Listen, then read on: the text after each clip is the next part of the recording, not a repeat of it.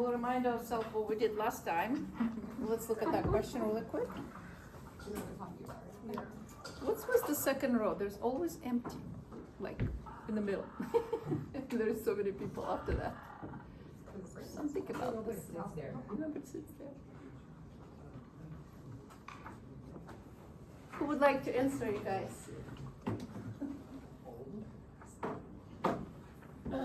Okay, so A. So it's going to be sympathetic.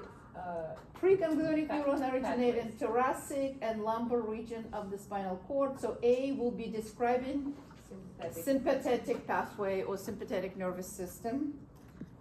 And then B, Johnny? Parasympathetic. Close to effector organ, that's right.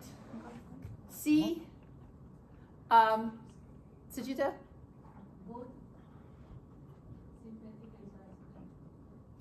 Preganglionic release acetylcholine to nicotinic receptor, that's right, very nice. D, Stephen? Sorry, sympathetic. Postganglionic neurons are longer than preganglionic. What is it? Sympathetic? You guys in agreement? And finally, E, acetylcholine to muscarinic. Narda? Parasympathetic.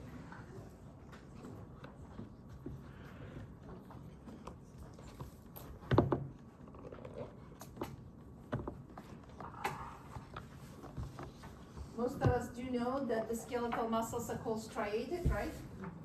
Due to the present sarcomere, and we'll look at that soon. Skeletal muscles are under voluntary control. As opposed to cardiac or smooth muscles. They're very organized in this sarcomere, so look at that closely. They're attached to the bones, obviously, and they allow the movement of the muscle parts. If you guys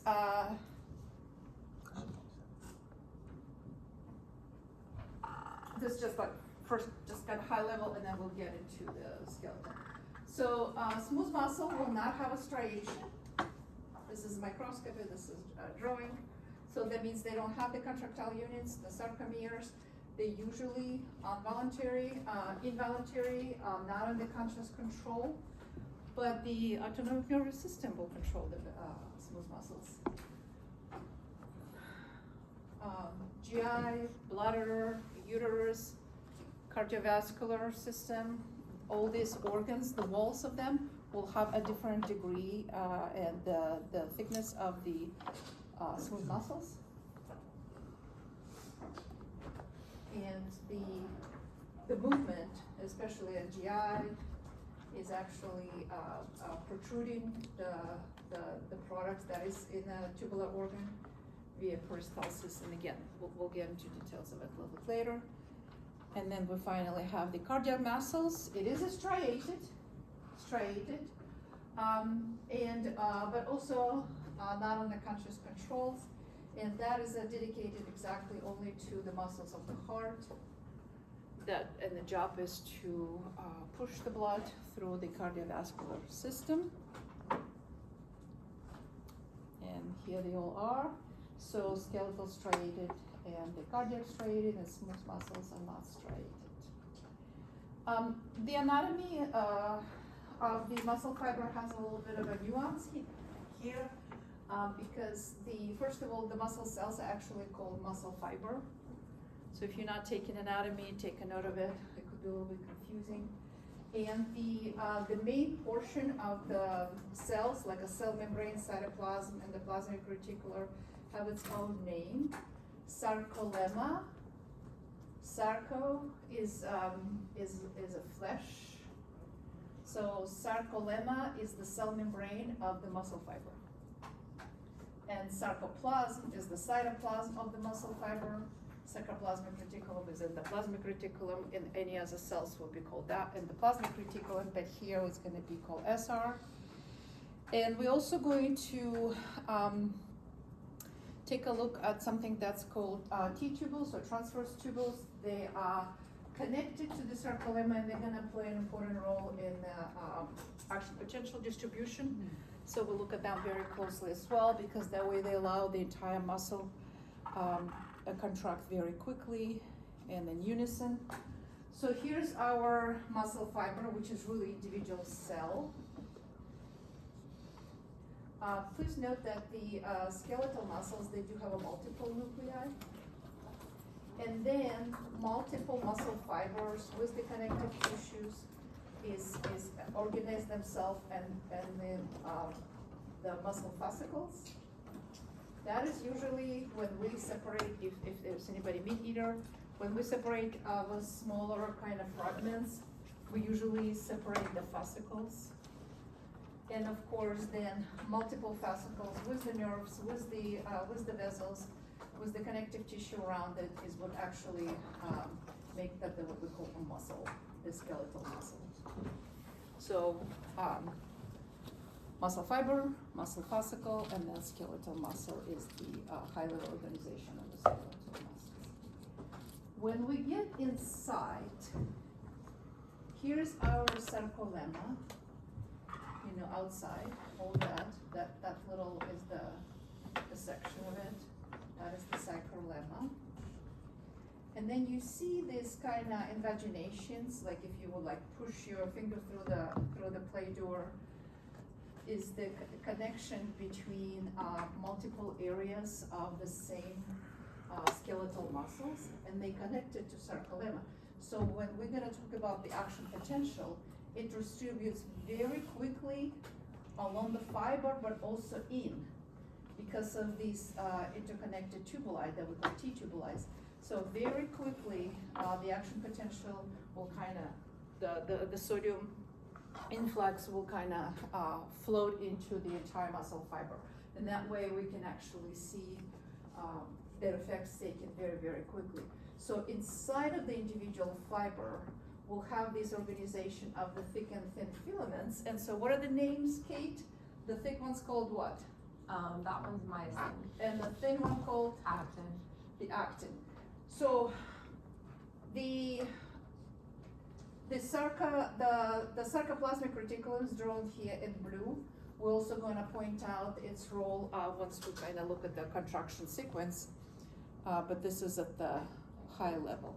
So for the myofibril, the actual contractile group, so the thin is the one we call the actin one, and the thick one we call the myosin.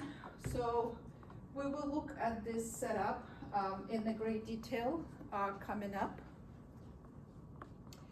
You guys not really required for this class to know the names of all these bands, but what you do need to know is the sarcomere is the one contractile unit, and in the sarcomere, when the myosin and actin slide past each other, when the sarcomere gets shorter, we actually experience the contraction, and when it gets wider, we experience the relaxation. We'll talk about all these bridges in a minute.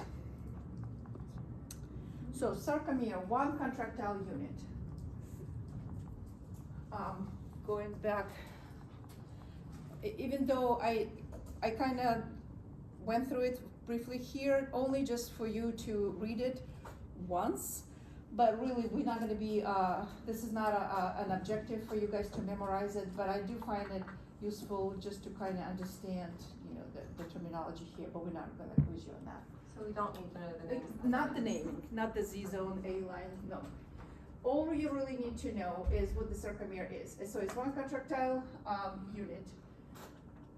The actin and the myosin in the most farthest from each other during the relaxation, and the closest to each other because they go past each other, right? So during the contraction of the muscle. This piece of terminology you do need to know because we're going to be talking about that a little bit more. So the muscle tension, we refer to the force that's created by muscle. Load is what will oppose the contraction, and the contraction is actually creation of the tension in the muscles.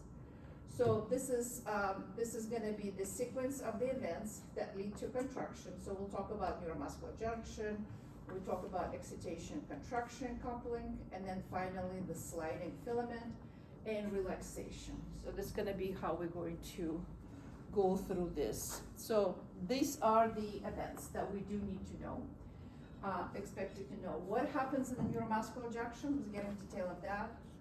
What exactly the excitation, contraction, coupling. What is gonna be the role of the calcium signal, contraction relaxation cycle that we call a twitch. One single contraction relaxation cycle is called a muscle twitch. And the sliding filament theory is actually description of how the actin and myosin slide past each other, creating the contraction. So we're gonna talk about all these different events. You probably watched this, but if you didn't, it's just a couple minutes. I wanna watch it one more time so it'll be easier for us to. Nerve impulses, also known as action potentials, travel from the brain or spinal cord to trigger the contraction of skeletal muscles. An action potential propagates down a motor neuron to a skeletal muscle fiber. The site where a motor neuron excites a skeletal muscle fiber is called the What is that called? Neuromuscular what? Junction. Oh, junction. I was gonna junction. go quickly. This junction is a chemical synapse consisting of the points of contact between the axon terminals of a motor neuron and the motor end plate of a skeletal muscle fiber. The events at the neuromuscular junction occur in 7 coordinated steps. Which part on this picture is the motor plate? The one that goes like this, right? Yeah. Yes, and what are these purple thingy? Receptors, like What a kind of receptors? protein transport, not transport, like a.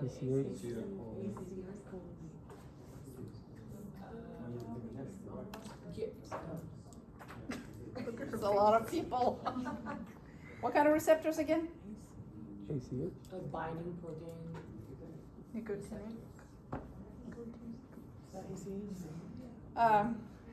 Okay. Excitatory? Where would you, what? Nicotinic receptor.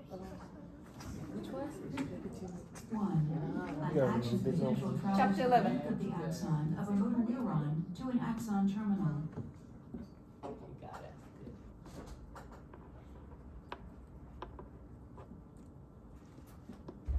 Sometimes people call them Step acetylcholine 2. receptor too. Voltage-gated calcium channels open and calcium ions diffuse into the terminal. Step 3.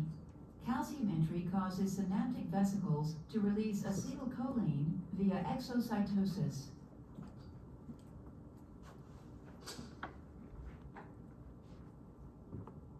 Step 4. Acetylcholine diffuses across the synaptic cleft and binds to acetylcholine receptors, which contain ligand-gated cation channels. Step 5. These ligand-gated cation channels open. Step 6. Sodium ions, shown here in red, enter the muscle fiber, and potassium ions, shown here in blue, exit the muscle fiber. The greater inward flux of sodium ions relative to the outward. So why sodium ions are entering the cells? So make it positive, Depolarization, action potential. But why are they entering? to make it, Chemical gradient, right? Sodium are greater on the outside of a cell, okay? And why potassiums are leaving? There is less of them outside, so down the concentration gradient, both of them, right? Sodium down the concentration gradient inside of a cell, potassium down this concentration gradient outside of a cell. Flux of potassium ions causes the membrane potential to become less negative. Step 7. Once the membrane potential reaches a threshold value, an action potential propagates along the sarcolemma.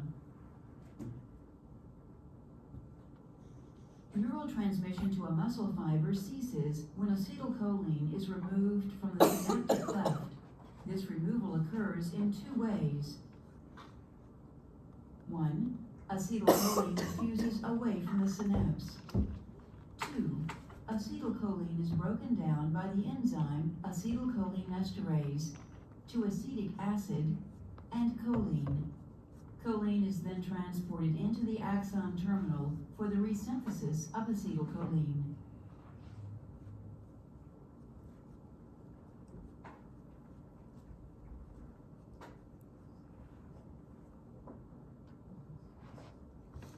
Nerve impulses also. Wait, hold on, messed up.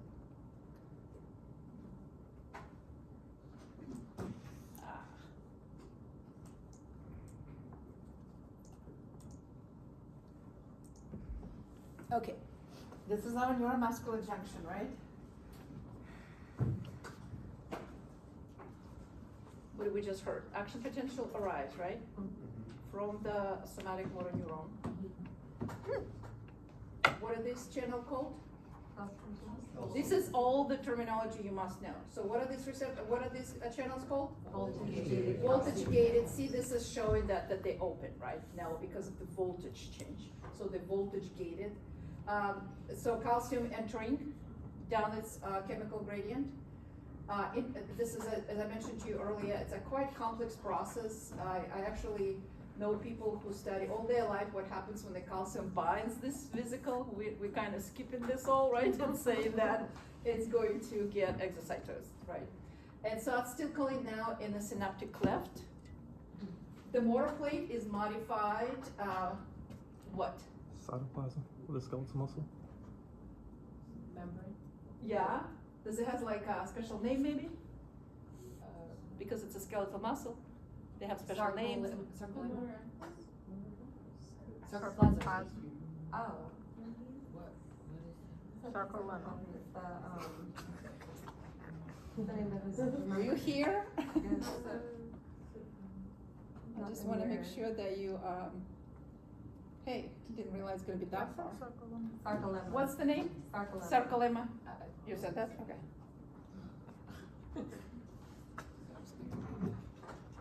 All right.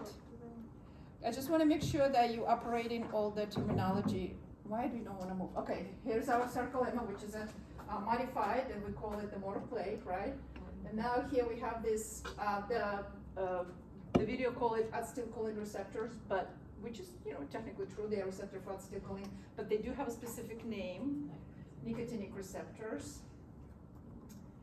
And as we were talking about the myasthenia gravis, we were saying one of the things that we can do is to, the acetylcholinesterase, see if we can block that enzyme so we can have more acetylcholine present. And so if some receptors are blocked, then maybe we can still bind the one that's less modified or not as modified. Okay, very, very good figure. I would definitely make sure that you understand everything that's on it. Okay, what type of ion channel opens in response to action potential arriving to the axon? Theta? Which ones? Yes, voltage gated channels, D.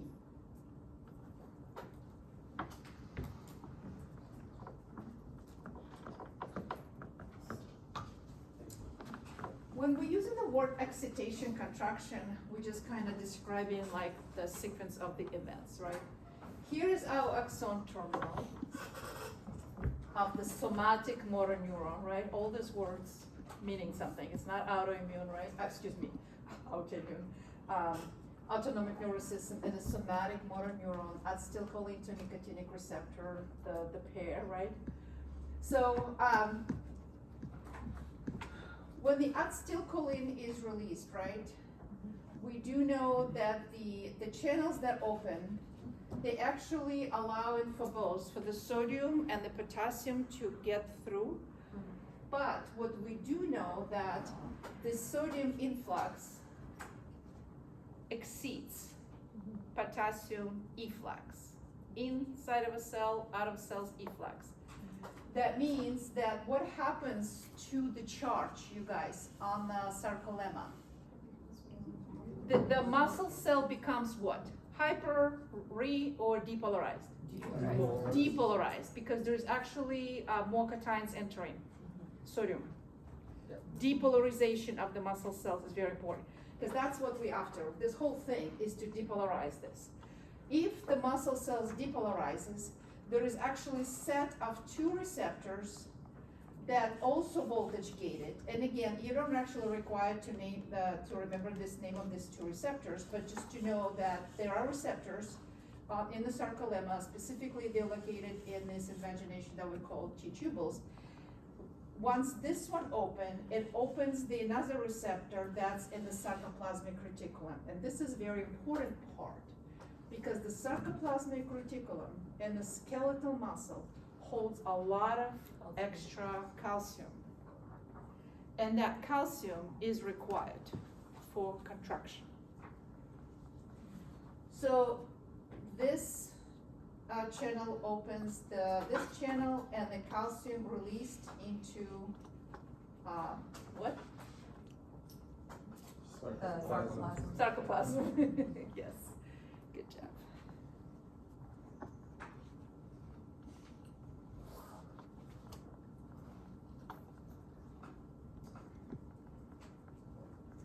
I think we have a better slides to describe the binding. So let me get to that. But it kind of, how your books treats it, but I think there is a better slides. So we'll get to that in a minute. So this is everything that we just went through, but I just want to again emphasize the sodium influx exceeds the potassium efflux. Depolarization is what initiates the action potential in the muscle and results in release of the calcium from sarcoplasmic reticulum. Okay, let's watch this one.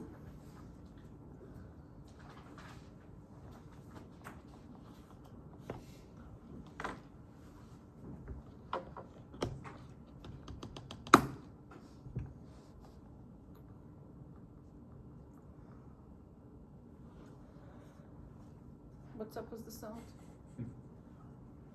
As excitation-contraction coupling. Wait, hold on a second. If we look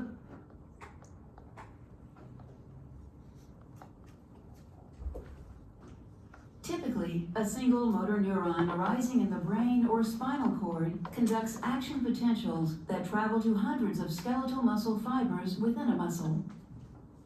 The sequence of events that converts action potentials in a muscle fiber to a contraction is known as excitation-contraction coupling. If we look at a single muscle fiber, we see that an action potential travels across the entire sarcolemma and is rapidly conducted into the interior of the muscle fiber. But what are these yellow perpendicular T-tubules, and what are this? I guess they were purple once upon a time. This sarcoplasmic reticulum. structures called transverse tubules. Transverse, or T-tubules, are regularly spaced enfoldings of the sarcolemma that branch extensively throughout the muscle fiber. At numerous junctions, the T-tubules make contact with a calcium-storing membranous network known as a sarcoplasmic reticulum, or SR.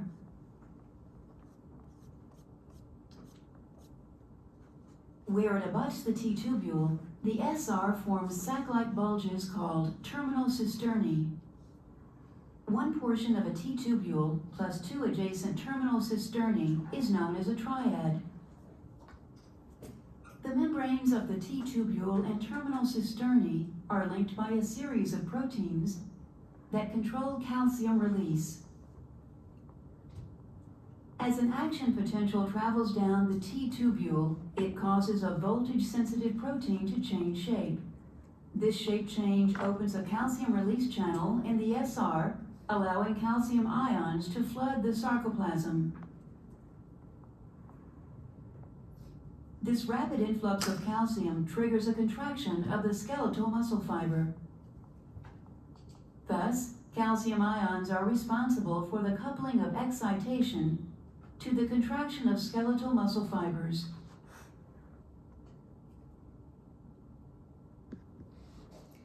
So when this signal was traveling, I'll stop it in a second, come on.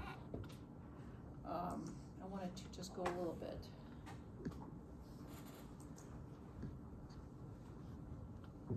Typically, a single motor neuron arising in the brain or spine. So when you guys did your spinal cord reflexes, the simple reflexes in the lab, right? So this portion, I mean, we didn't do the shoulder reflexes, but it doesn't matter, it was the same, right? So this part, from the spinal cord to the muscle, was that an efferent or afferent part of the pathway? From the brain. From the right. What is that called? Exit, afferent. What's the first letter? E. E. E. Afferent to the brain. To the brain. Efferent from the brain. So that whole description was of the efferent part of the arc. Because we did the whole arc, right? We did the tension, afferent neuron to the brain, efferent neuron from the brain, contraction. This part is only efferent neuron to contraction. That's what they describe in here. I have a question. I thought it bypassed the brain and straight to the spinal cord. Yeah, spinal cord. Okay. Yeah, that's what I meant to say. So like tendon, afferent, spinal cord, efferent, contraction. So, but this part is only spinal cord to, so this is what is only efferent.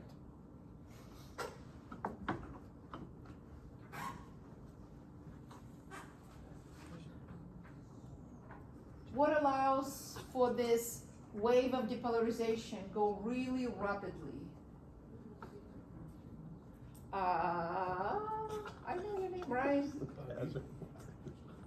T-tubules, exactly.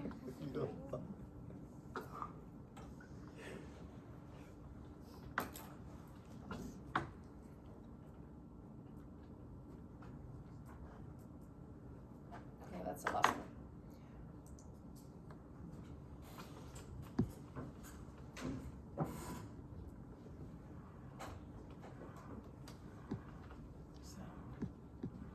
Sound would be nice, right?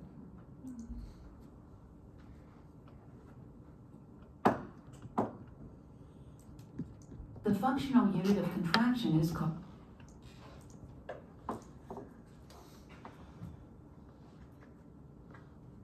The contraction of a skeletal muscle generates the force necessary to move the skeleton. A contraction is triggered by a series of molecular events known as the cross-bridge cycle. In a skeletal muscle fiber, the functional unit of contraction is called the sarcomere.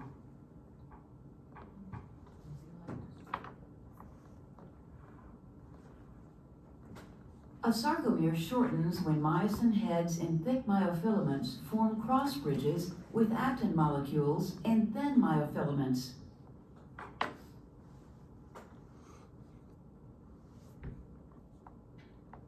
The formation of a cross bridge is initiated when calcium ions, released from the sarcoplasmic reticulum, bind to troponin. This binding causes troponin to change shape. Tropomyosin moves away from the myosin-binding sites on actin, allowing the myosin head to bind actin and form a cross bridge. Also note that the myosin head must be activated before a cross-bridge cycle can begin. This occurs when ATP binds to the myosin head and is hydrolyzed to ADP and inorganic phosphate. The energy liberated from the hydrolysis of ATP activates the myosin head, forcing it into the cocked position. A cross-bridge cycle may be divided into 4 steps. Step 1, cross-bridge formation. The activated myosin head binds to actin, forming a cross-bridge. Inorganic phosphate is released, and the bond between myosin and actin becomes stronger. Step 2, the power stroke. ADP is released and the activated myosin head pivots, sliding the thin myofilament toward the center of the sarcomere. Step 3, cross-bridge detachment. When another ATP binds to the myosin head, the link between the myosin head and actin weakens, and the myosin head detaches. Step 4, reactivation of the myosin head. ATP is hydrolyzed to ADP and inorganic phosphate. The energy released during hydrolysis reactivates the myosin head, returning it to the cocked position. As long as the binding sites on actin remain exposed, the cross-bridge cycle will repeat. So she's saying, as long as the binding site on actin available, the cross-bridge cycle will repeat. So what specific molecule? But if I say the ion, it'll be clear. Okay, fine. Which specific ion is responsible for keeping the actin site open? Calcium. And then we'll discuss that in a minute in the more detail as she finishes. I think it gives a nice visual, and then we'll actually go to And as the cycle repeats, the thin myofilaments are pulled toward each other and the sarcomere shortens. This shortening causes the whole muscle to contract.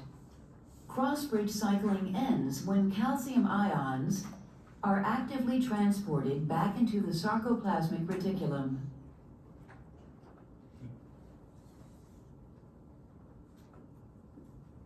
Troponin returns to its original shape, allowing tropomyosin to glide over and cover the myosin binding site on actin.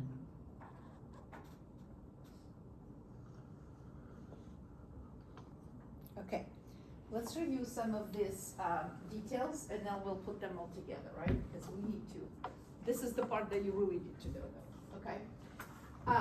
So, troponin is the protein that's actually bound to tropomyosin. Tropomyosin in the blue.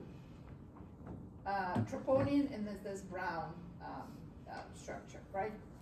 So, when there is no calcium in the cytosol, right, then the calcium sits in the sarcoplasmic reticulum, then you see how troponin and tropomyosin set up, kind of making this area where the myosin could bind the active not available.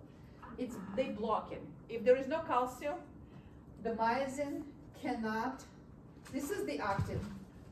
The actin is actually a globular protein. That's why they depicted it as a bunch of circles. That is a globular protein. So these yellow reddish balls are the actin is actually.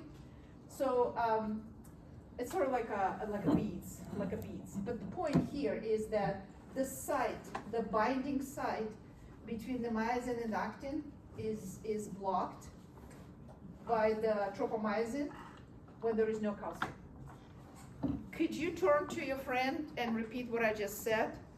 And what I said is the actin-myosin binding site is blocked by tropomyosin when the calcium is not available. Turn to your friend and see if you can say it. And then have your friend say it to you. That binds to troponin, that unlocks the binding site by loosening tropomyosin so that it can bind. Oh, A+. Alright, A+, thank you. Go ahead, your turn. I'm gonna have to look at it real quick. But Sarah, can you say it? troponin is what blocks myosin. No, That rope that's going around it, that's what blocks it. yeah, it's blocking the binding site. To unlock the binding site to make that binding, that rope. So which one's the binding? Calcium to bind to the troponin.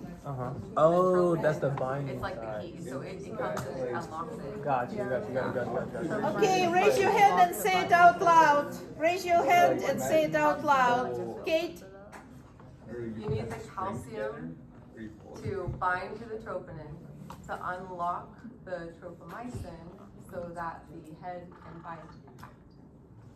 But what about the part without the calcium? What happens when there is no calcium? That's what we're No talking right now. calcium. If there is no If there's no calcium, calcium, it locks back up, you can't bind. what locks? What The lock? tropomyosin locks back up. It The blocks the site, tropomyosin blocks what? the actin site. Actin myosin binding Right. site. Actin myosin binding site. Good. So then, when we do get a calcium released from sarcoplasmic reticulum, right? And we only get that released when there is two receptors open up, right? And those receptors only open up when we have what? Wave of depolarization, right? And we'll get that when the acetylcholine binds what receptors? Nicotinic receptor, and we only get acetylcholine release if there is action potential, right? Travels from the somatic motor neuron, okay. So after all that, All the order. calcium release, yeah, we're going backwards on purpose, so we don't get, we know it, right? We're gonna be wake up in the middle of sleep and, oh, what, I can tell you. So once the calcium is released, guys, the troponin has a binding site for calcium.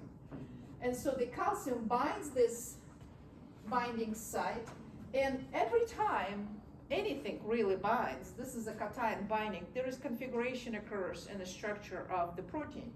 So now there is that configuration pulls the tropomyosin troponin complex from the binding site, and I mean the ATP portion we'll talk about that in a minute, but the site is available to bind, right? Site is available to bind.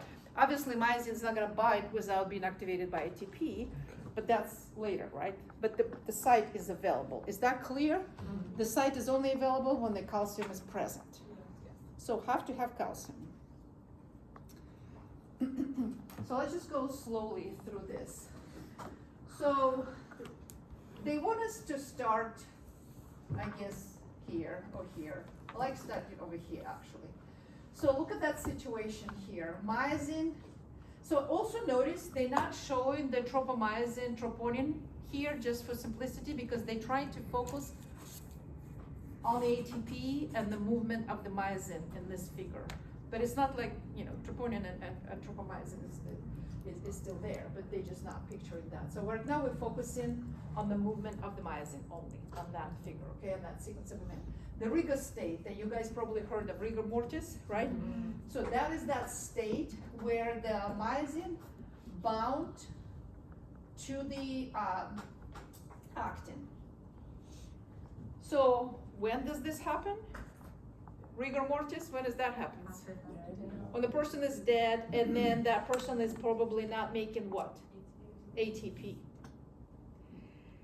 And you know how the forensic arrives and they can kind of get the idea when the person dies, right? Because first, that stiffness, that rigor mortis, it's only lasts, depending on the temperature and whatnot, several hours.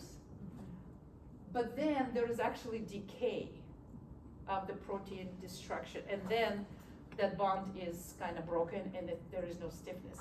But as long as there is a bond, there is that stiffness that we call rigor mortis. Okay, so this is the rigor state.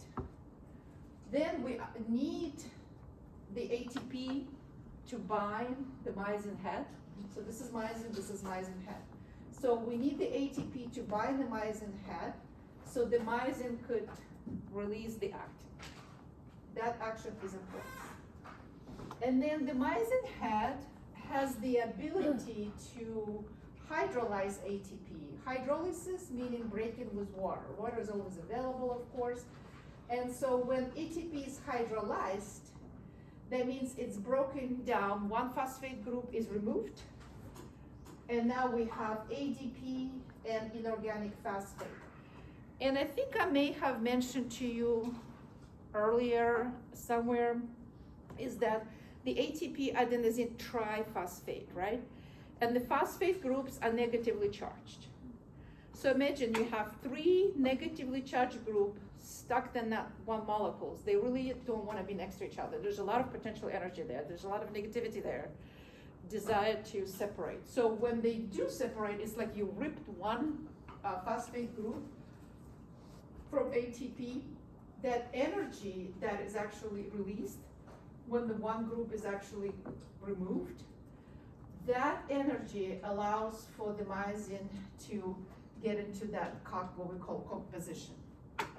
And so then at that point, it kind of rotates and binds, if the calcium is present, that's a given.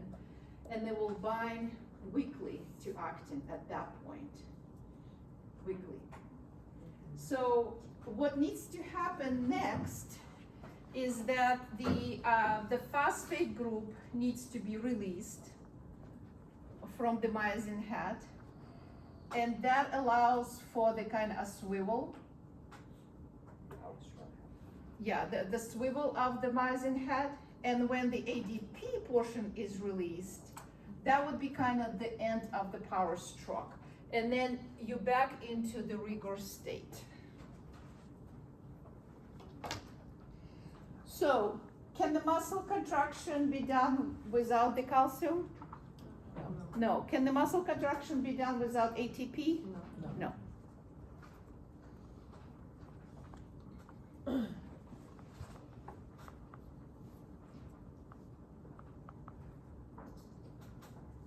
When we talk about relaxation, we need to remove the calcium from the cytosol, right?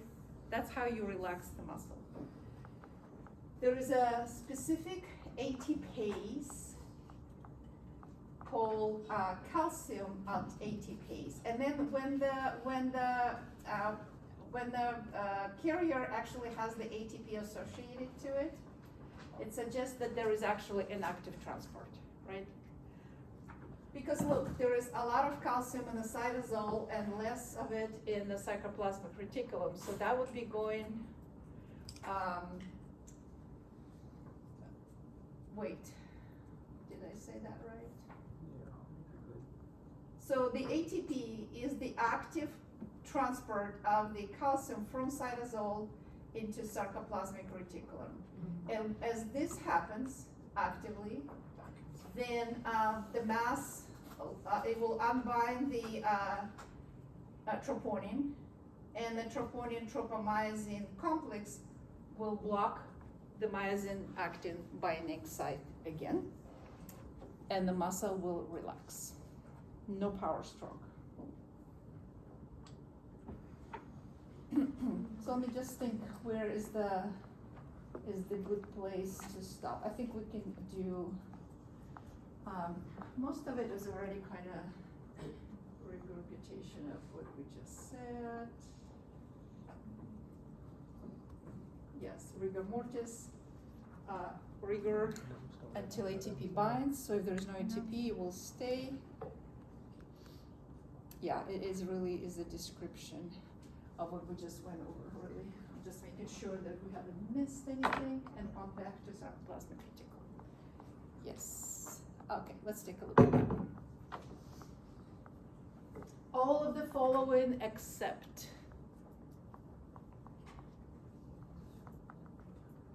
let me ask you this, guys. Ben, does calcium binds to troponin, yes or no? Yes.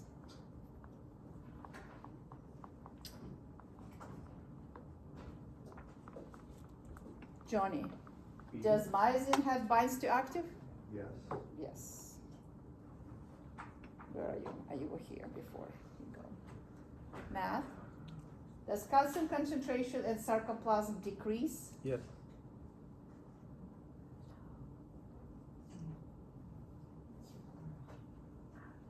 No. So let's, how about you take both of this, right? Because calcium concentration in sarcoplasm decrease, calcium concentration in blood and decrease.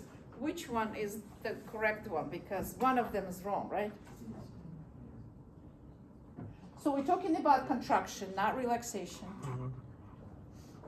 So Where should we find calcium for the contraction? In the sarcoplasmic reticulum or in the sarcoplasm? sarcoplasmic reticulum. We should decrease I'm so it confused. because it should increase over here, right? This does not happen. Okay. C is the right answer. Gotcha. wrong, but it's a right, because it says does not occur, yes. Wow, this wasn't that crazy. All of this followed occurs except this does not occur.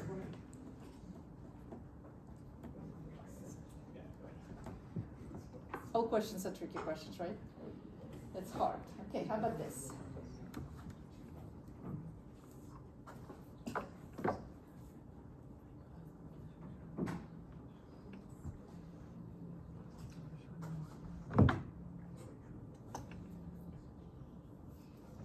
Who didn't talk today yet?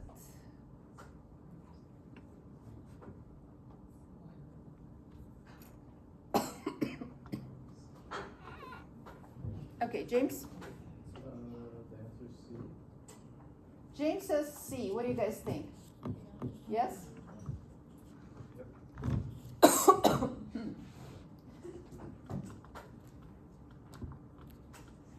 Come on, who did not raise your hand today yet? You. Come on. Anybody who didn't talk today yet? Artemisia? There is no ATP available to buy myosin. Is there anything else that may apply or no? D? Johnny, what do you think? Would D? Yeah, myosin tightly bound to actin. Yeah. Well, I guess temperature does drops. But it's not where the rigor mortis occurred, right? The rigor mortis, it's all about the myosin binding site.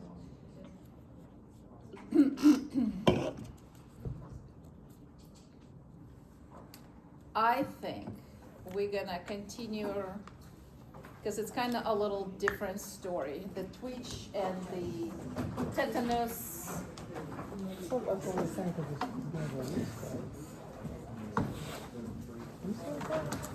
Okay, which slide are we on? We are on 34 out of 59, okay.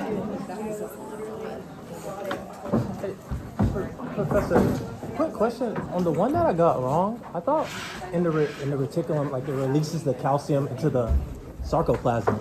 So Yes. wouldn't that mean a decrease in concentration? No. Decrease in the sarcoplasmic reticulum, but not decrease in the cytosol.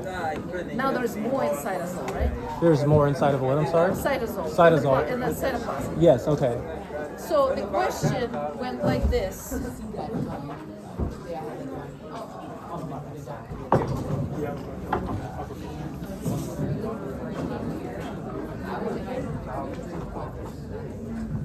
That's okay, I'll figure it out.